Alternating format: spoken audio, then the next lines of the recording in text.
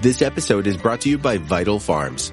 Isn't it bullshit to have to question where your food comes from? At Vital Farms, you can trace your pasture-raised eggs all the way back to the source, the pasture.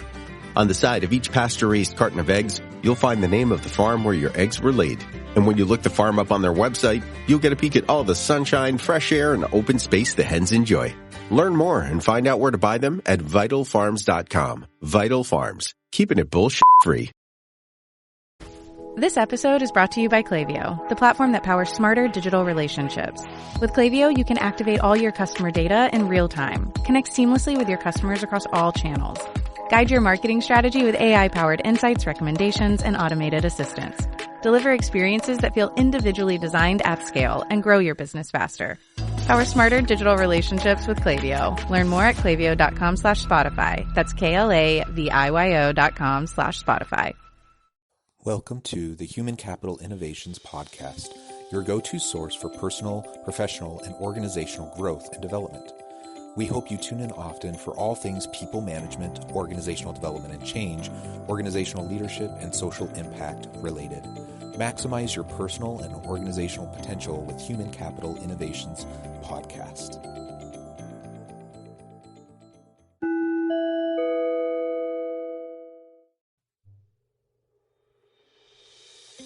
Welcome to the Human Capital Innovations Podcast. In this HCI podcast episode, I talk with Dr. Eric Russell, and we continue our weekly servant leadership discussions. This week, we focus on the foundational nature of listening in servant leadership and its necessity for successful, healthy organizations.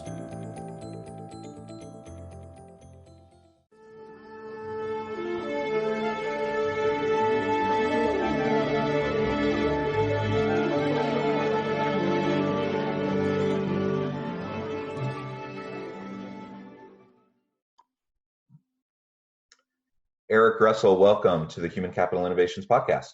Thanks. Great to be here. Welcome back. It's always great to have a chance to talk with you, my friend. This week, we are going to be continuing our weekly servant leadership series where we discuss different aspects, facets, principles related to servant leadership. And this week, we're going to be talking about listening and the importance of listening, and really kind of the ins and outs of what does that really mean to listen in a way that allows you to be a servant leader. For listeners who haven't had a chance to listen to our previous installments of the servant leadership series, each week we are coming together to talk about these different aspects. And I'm joined again by Eric Russell, who is an HCI research associate and a professor of emergency services at Utah Valley University. Eric, before we dive on in, anything you would like to say or add or share about yourself or the context for the discussion today? So with leadership, when you look at servant leadership literature and you go all the way back to Greenleaf, this is the foundation, is listening. And listening leads to everything else. So this is an exciting topic to talk about. It's something that a lot of people think they're good at because they can hear, but most people don't know how to listen. This is actually a skill set that individuals need to learn and they need to hone. So this will be a good topic to talk about. Yeah, and I'm glad you made the distinction between listening and hearing. I mean, unless we're hearing impaired and part of the deaf community, I mean, we all hear, but the fact that we hear doesn't mean we actually understand or are actually listening to what people are saying to us. They're two very different things, and we'll discuss more about this, but as we go throughout the dialogue today, I hope that listeners will really carefully consider, their practice as they communicate with their colleagues and with their subordinates and people up the line, down the line, whatever. Are you actively and proactively listening and being in a space of full awareness around the people that you interact with, or are you just hearing? Are you just kind of taking in what people say? And is it like the Charlie Brown, when the adults are just going wah wah wah in the background, Yeah. I think that's what a lot of people do when they say they're listening. They're really hearing, and they're not even really hearing either, because they just aren't processing anything that's happening. Nope. Yeah. So I think this will be a really great discussion. You already mentioned a little bit about why it's important in terms of, like it is foundational to servant leadership.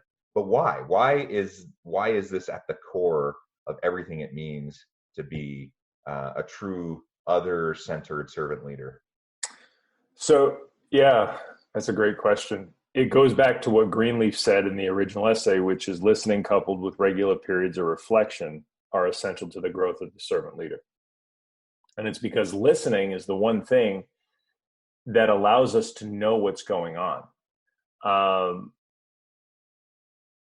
It's where it all comes from. It's really listening. Think of listening as just a placeholder for understanding, because the only way that you can understand, especially if you're person centric, if you're a person centric leader, the only way that you can understand people is by listening to people. And it's not just listening to what's being said; it's listening to what's not being said as well, and it's an understanding of body language and personality, and knowing your people, whether they're one off that day or something like that. We'll get into that. We'll get into that as well. The whole listening to what's not being said. But it's knowing what's going on in your organization. We talk a lot in stuff that both you and I write, and a lot of other leadership literature, especially servant leadership, this idea of the ivory tower, where your C-suite leaders, your top executives, your top administrators, they live in a bubble. And so a lot of times the only thing that they hear is that constant feedback from the people that are within their immediate circle within that tower. But the successful leader is the leader that gets down to where the rubber meets the road. He or she leaves that office and that tower, and they get down there onto that shop floor. They get down there with their people, and they humbly listen to the things that are being said and the things that aren't being said, and they get down there with their people. And that's how you really know what's going on with your organization. Like if you care about your organization and you want to see it grow and thrive, and if an organization consists of its people and there's no difference, then you have to be down there with the people listening to them. Because that hierarchy ivory tower, if all you're getting is feedback from the people within that top group, you're essentially getting campfire speak. That game that you would play when you were a kid and you'd go camping with friends and stuff, and you'd all sit around a campfire, and one person would say something to the person next to them, and then they had to repeat it to the person next to them, and then the person next to them. Well, by the time it got around to you, it's a completely different thing. All right. And that's what happens when you're stuck in that C-suite mindset of not being down there with the people. Is you're not going to know what's really going on because you never took that opportunity to get down there and listen. And we're also going to talk about, towards the end, listening to self, and we'll get into that idea as well.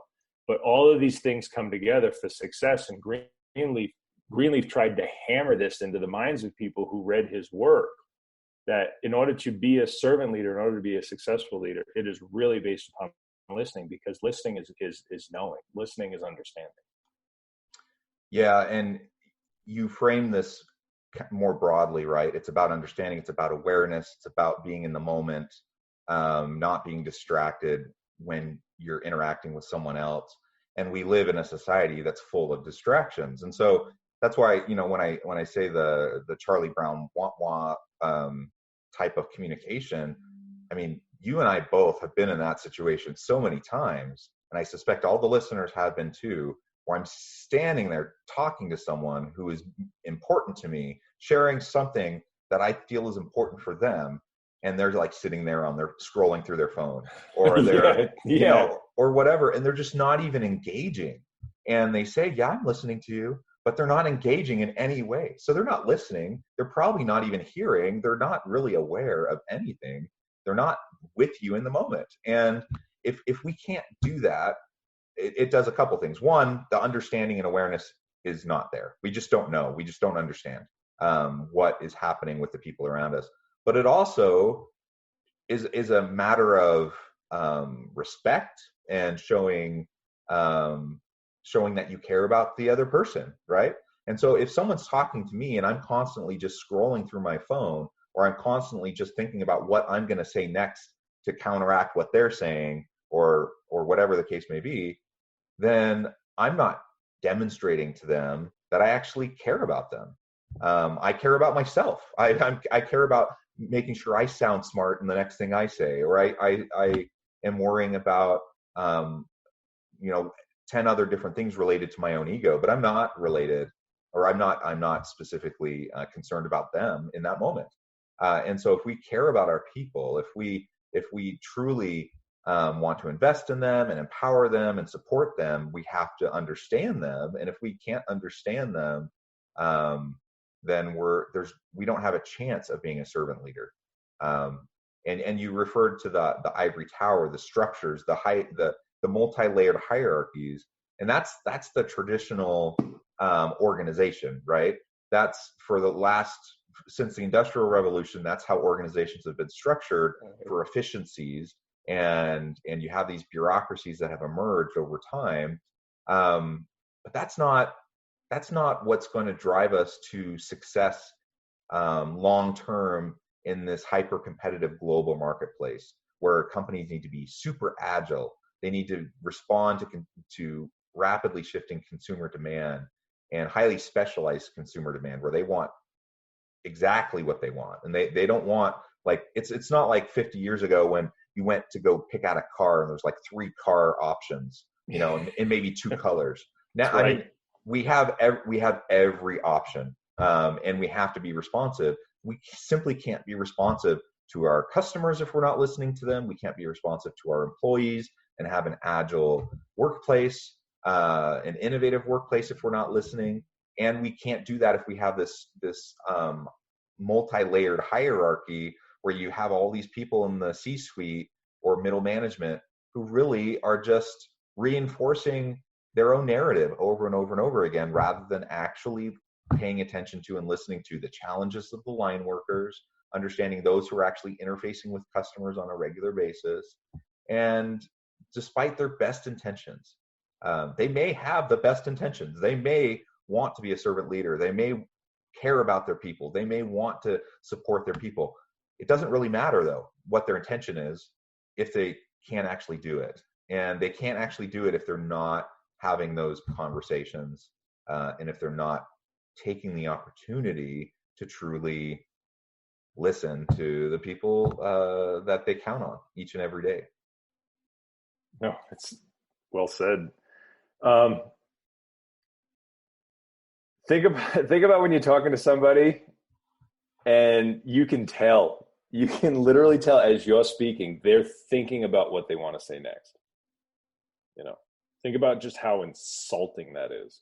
And I agree. You want to talk about just a gut punch to one of your followers. Have them be talking to you, or talking something important, or giving some type of a presentation, and you're looking at your phone. You're sending a text. We know through research that multitasking is BS. Like we know that.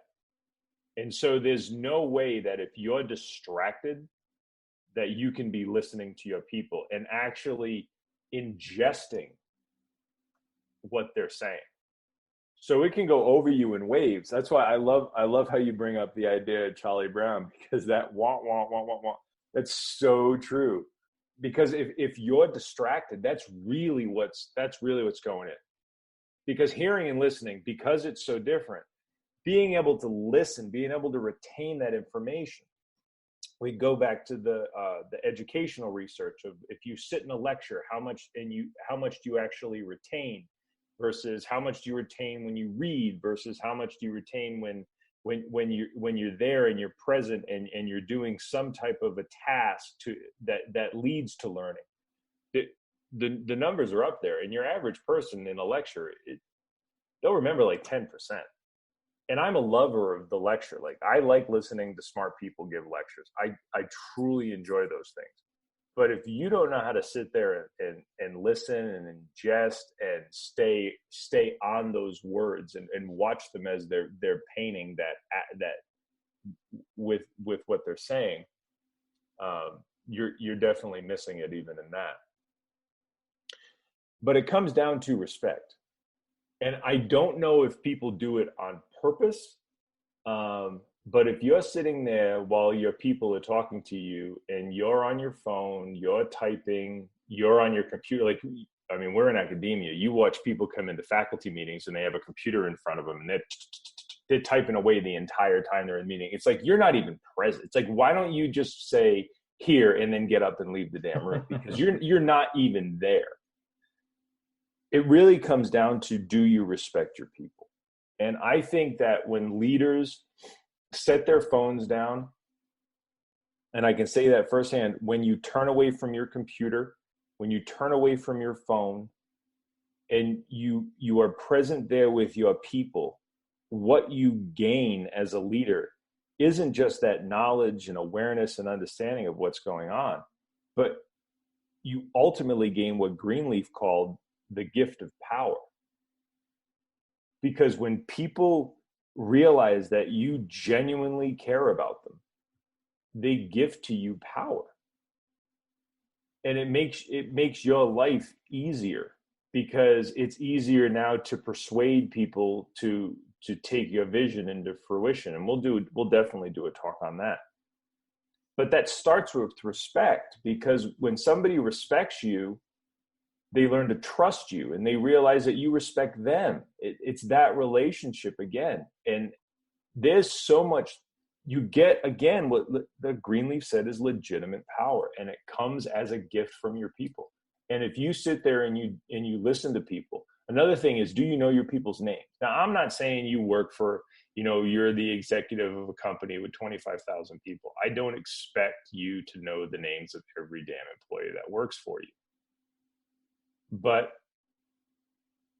people who are in middle management, people who are team leads, people who are directors, do you know the names of the people that are around you? And that's a sign of respect too, because it means that when they tell you their name, you truly listened and you wanted to know who they were. Because it all boils down to that, right? Doesn't it all boil down to respect? Doesn't listening boil down to respect? If you respect somebody, you're willing to listen to them.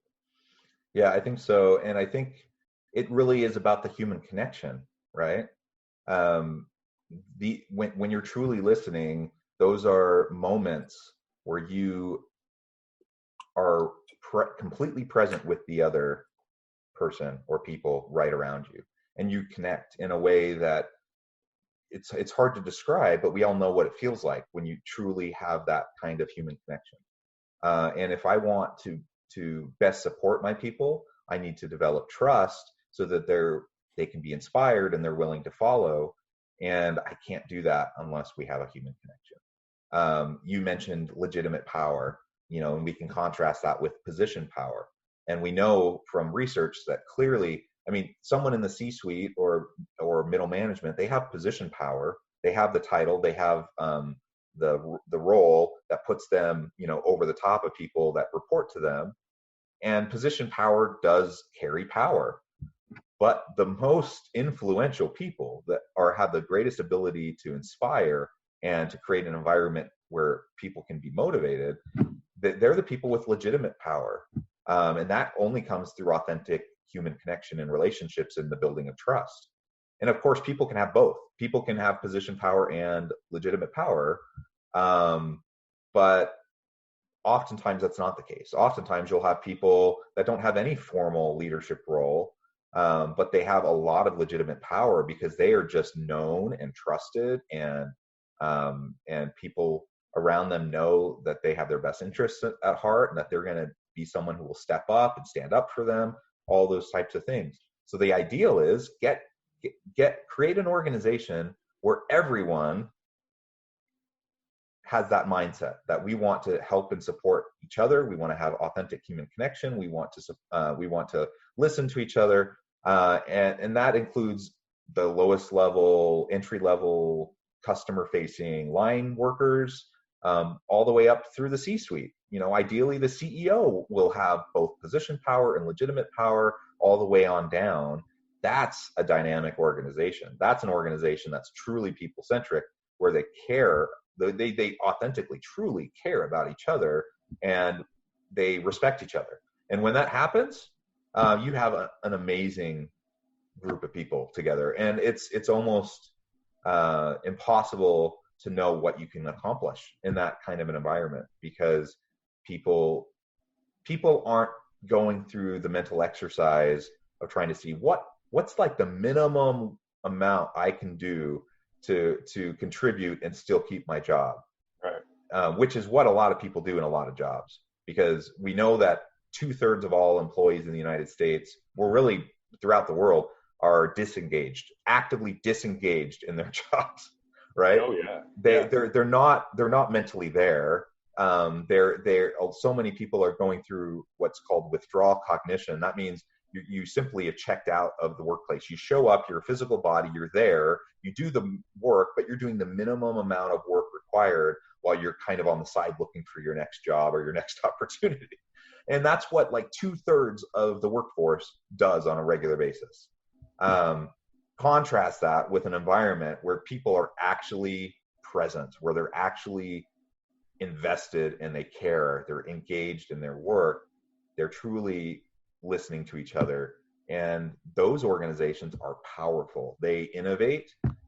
They can't help but innovate, because you just have all these people together that are truly fully invested, and the best just bubbles up over and over and over again. So that's what we're looking for. It's not just the warm fuzzies of let's be people centric and let's support each other, which we both believe in just for the intrinsic value of it. But it's also like, how do you create a really great organization? You create great organizations through servant leadership and through what we're talking about today. That authentic human connection, listening, building trust, and then great things happen. Yeah, because when you sit with an organization that has that, their people will take risks, and they will be creative, and they will be innovative, and because they're not in fear, they're not in survival mode. This is that whole thing. Those same people that feel disenfranchised and that are checked out, a lot of those people will say, listen, it's self-preservation. I'm not speaking up. I'm not going to say a damn thing. I've got a kid with an underlying medical condition. I need benefits. I have no choice. And so you have to ask yourself, if you're in charge of that type of an organization and that's what you have, do you seriously think that you're going to go to the next level? Do you think your people are going to be like, hey, we have this idea, we have that idea, we want to do this? I think back to the book Nuts. It's one of the coolest books, but it's the case study that was done on Southwest Airlines. And it talked about how they decentralized leadership, where your people could be out there and they could make decisions on the spot. And one of it had to do with Midway Airport. They had their executives there was a team, and they were out at Midway Airport, and they had the opportunity of jumping into that airport to service Chicago versus going into O'Hare, which is expensive as hell. And right then and there, that group was able to make that decision. And that ended up becoming this huge hub for Southwest Airlines. But it's because they worked in an organization where they felt that they could take and they could have fallen on their face. I mean, that airport could have been a nightmare for them. Maybe it was too far away from the city, blah, blah, blah, but they at least had the environment in which to take a chance, and that chance ended up paying off. And I don't believe that you can have that type of environment unless it starts with an environment where you are actively listening as a leader and you're knowing your people. It all goes back to that. It all goes back to that trust-based relationship. And I can't wait to speak on trust. That talk will be awesome. In fact, it'll probably be a few of them. But it all starts with listening. And so we know through research and case study after case study that these companies, they all go back to the fact that they listen to their people, and they actively listen to their people, because the great companies of today, the ones that are successful and their stocks are going through the roof, they have that type of a communication, they have that type of a relationship, and therefore they have that type of trust. And when you have that, you have creativity and innovation. You just do. And we see it as well. I'll use another example. We see it as well in the military, especially in special forces. You know, they have this unbelievable relationship with one another. They have open communications. There's times where they don't even wear rank. You know, I had that in my career, where the only way that we were successful with one another and we could navigate the things that we had to do was we had to be close. We had to have trust. We had to have open communications, not just the fact that you can get on comms and talk to one another, but the fact that you had honest to God, communications with one another, where if somebody said, hey, we can't do that, this is showing up, you wouldn't just dismiss them. You know, we're talking life and death situations. And the only way to build those great teams is through that listening, and the only way to have that trust is through listening, because that's definitely how a relationship is built. I'll give another example too. Let's look at marriages that fail. It's usually a lack of communication. You know, we can blame it on money, adultery, maybe kids, but it really boils down to you never really had good communication with one another. You never talked. And then the next thing you know, it just all boils over one day and you hate one another and you end up in a divorce. Listening is key to relationships, to friendships, and to organizations. And the successful ones, that includes marriages, are ones with great communication and listening skills.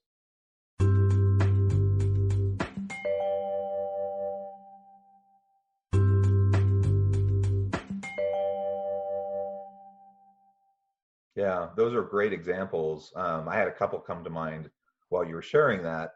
The first one is I was just talking the other day to kind of it was a C-suite level, VP level person who was talking about the CEO. And they were talking about how these meetings go when the CEOs with all the VPs and they're having these big strategic discussions. Mm-hmm. And as this person described it, the kind of the leadership style and the culture of this group is, what would happen is the CEO would pose a question and say, here's this really perplexing issue we're trying to grapple with and we're trying to deal with. What should we do? She'd ask the question, and then she would say, and here's what I think we should do. Oh, yeah. And then what do you think everyone else did at that point? Yeah, that's a great idea. And I've heard that example so many times over the years. Mm-hmm. And she probably has the best of intentions, right? I'm sure she genuinely wants the input of the people around her, but because of the way she managed the discussion, she effectively shut down all meaningful dialogue and really didn't give her a chance to listen. And so everyone, and it's also coupled with this particular person's style, that people in the room over time have learned that they pretty much need to do exactly what she says or there will be ramifications, right?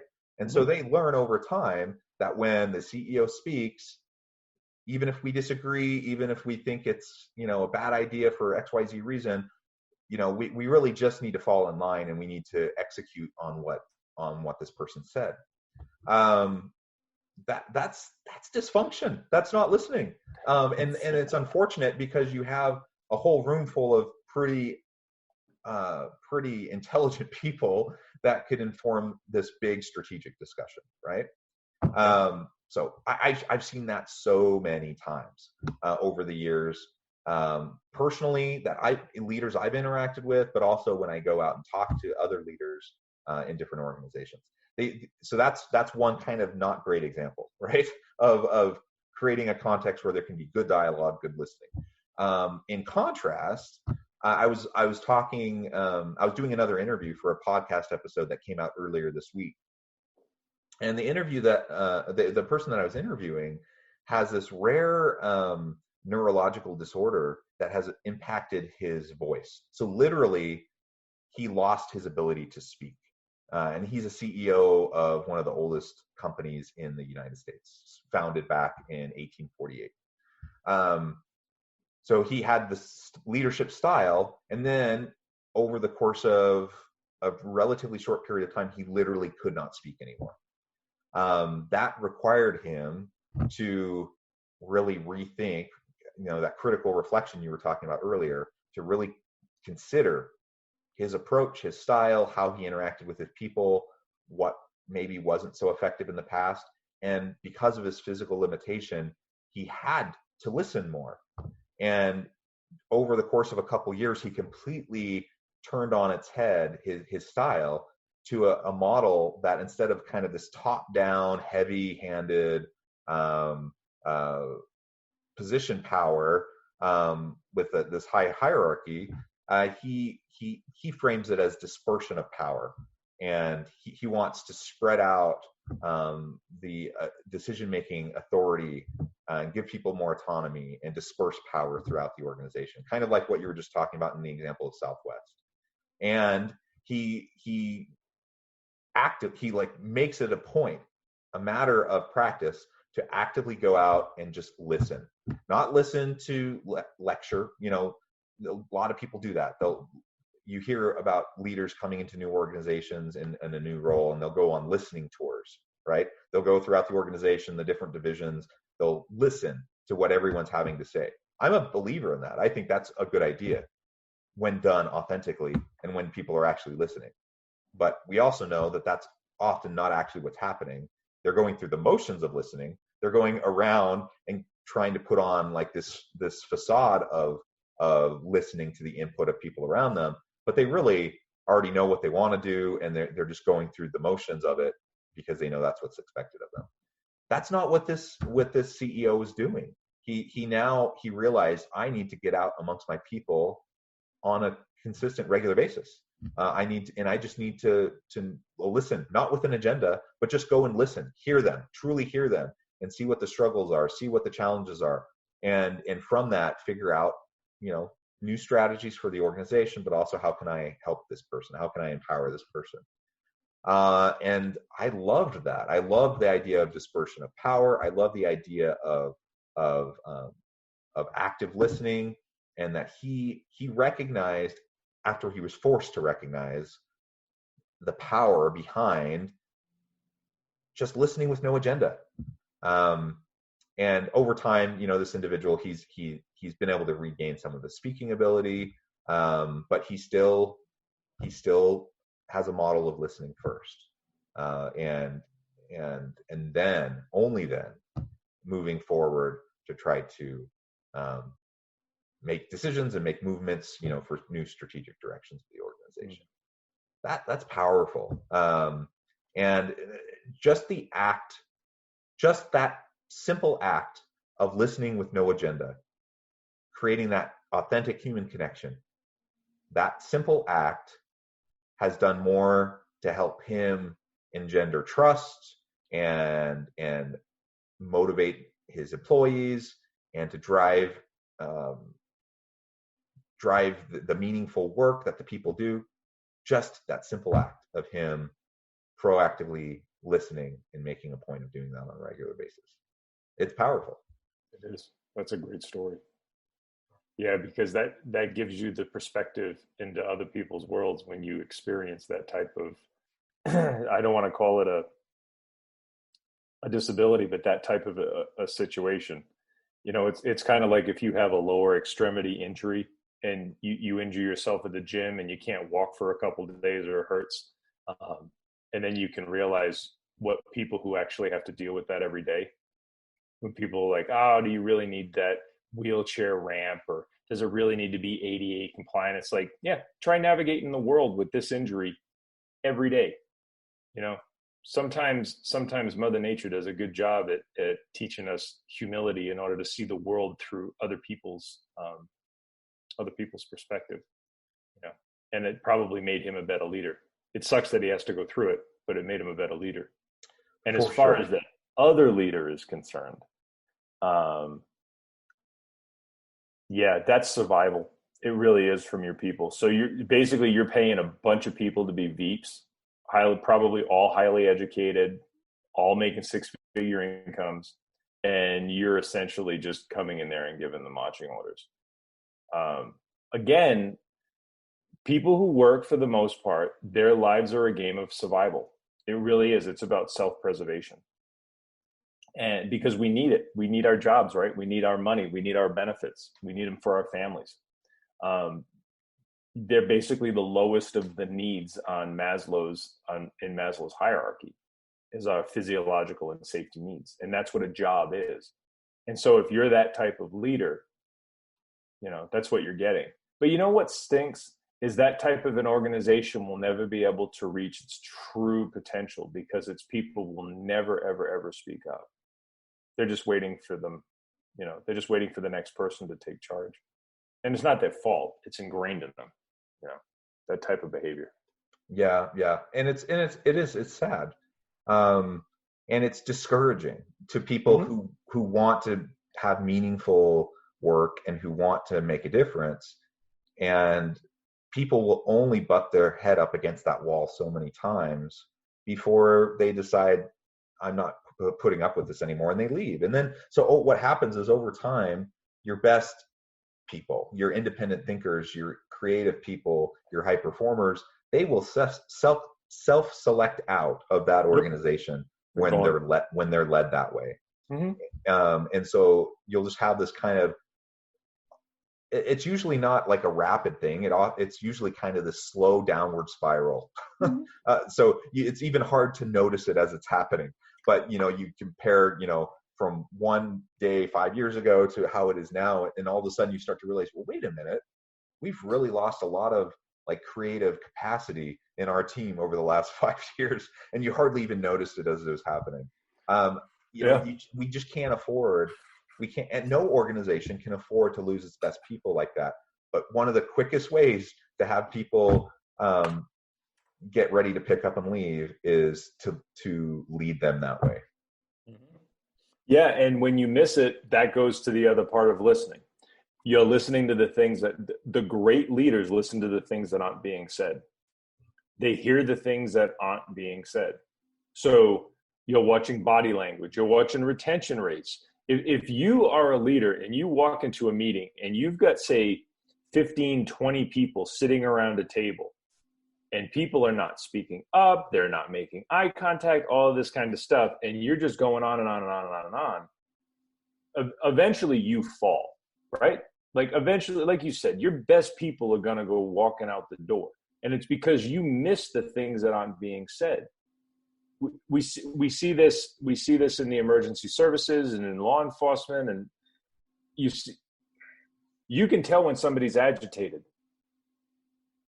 And so it's your job at that moment, especially if they just witnessed something horrible and you want to get something and you need to get something out of them, right? And so it's your job to take a step back in that moment and de-escalate the situation. And the best way to do that is just through calm listening. And you see that in organizations all the time. Somebody might just find out their spouse has a terminal disease, or maybe they just had a miscarriage or something like that, and they come in and they're agitated that day, and you're like, what the hell is wrong with you? Oh no. And you can, if you know your people, you know what's wrong with them. And that's power, because that allows you to go to them in that time and basically serve them in that moment and get them better. You'll be with them very differently, right? Oh, absolutely. Absolutely. If you are kind of this fear-oriented, power-oriented leader, where you have someone come in like that, they come in a little bit late, they're a little bit frustrated, and that you can see that maybe they're acting out a little bit. If you go and you be with them in a mode of, I'm going to correct your behavior because you're being a bad employee, that's completely different than if you go to be with them because you see them and you understand them and you realize you're not normally like this. Like something must have happened. What can I do to help you and support you? Fundamentally, two different approaches. One's going to have good results. The other one's going to have bad results every single time. It just is. So we need to make sure that we are with our people in a supportive fashion, and that we try to put ourselves in their shoes a little bit. We can't fully understand what people, I'm a man. I'm never going to understand what it's like to have my hopes and dreams tied up in a pregnancy and then have a miscarriage. I just can't possibly understand what that would be like.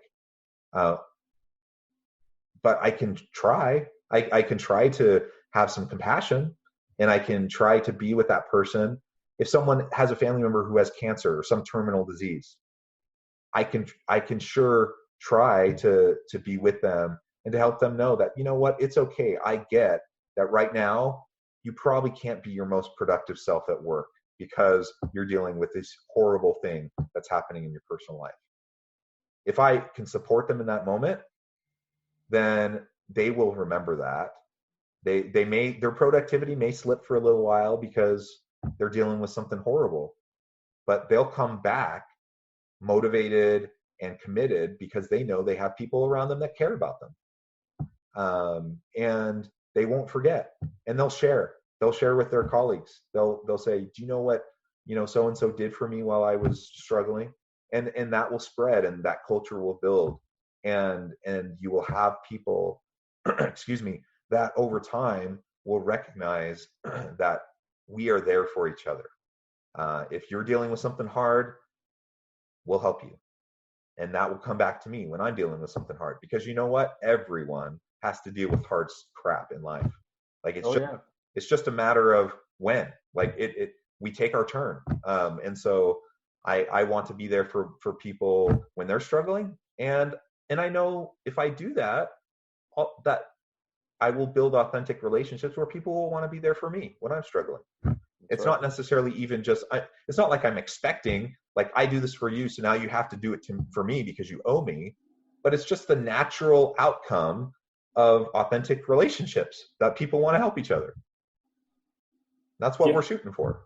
Yeah, isn't it? Isn't that what it really all boils down to? And you know what? There is a rational selfishness to it too.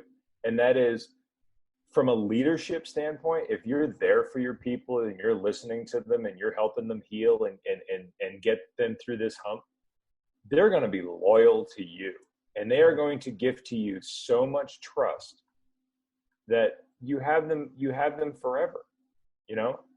So there's even this rational selfishness in caring about people and listening to them. It's there. Yeah, it's just the natural byproduct of it. Yes. Right? Yeah. Like life is way too hard, and it is. Life is very hard. It's very difficult. It's a series of successes and trials with a lot of boredom chucked in. But it's hard enough to navigate this world as it is without somebody just being an ass, right? And if you can just care for somebody and listen to them and be there for them, and just let them be who they need to be in that moment, just for that moment, the world will be a better place, and we'll all get on better because of it. Yeah. Amen. Well, Eric, it has been a wonderful time talking with you about listening and how it relates to trust development and critical reflection and service to others and servant leadership. We're about out of time, so I think we'll probably just end it with your final statement there. But I hope the listeners, as you consider what we've discussed today, I hope you'll go back and critically reflect on your own style and how you interact with other people. And, what do you do in the moment when you're with others and talking to them and they're talking to you? Are you truly listening, or are you just hearing? And, we all do it. We all slip into it where we're not truly, paying attention. But awareness is half the battle. So if we can recognize patterns and we can see what we're doing and how we're doing it, then we can start to take simple steps to make ourselves more mindful and more in the moment, and be with those people that we're interacting with, in meaningful, authentic ways to create those connections. So I hope everyone will consider what we've talked about, and think about what you're doing in your own style and practice within your organizations. Eric and I, clearly, we both believe that this is what will help. It's a very simple thing, but it's one of the foundations that will help for a really creative, innovative, dynamic, healthy, people-centric organization if we can just listen to each other better.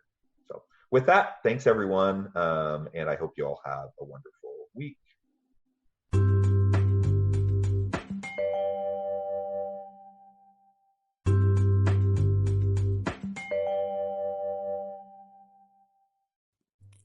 Thanks again for joining us for this episode of the Human Capital Innovations Podcast. I hope you stay healthy and safe, and that you have a great week.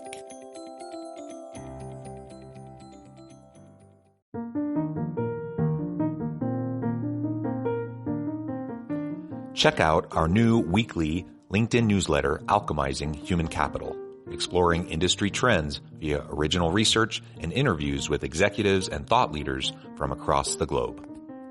We look forward to having you join us.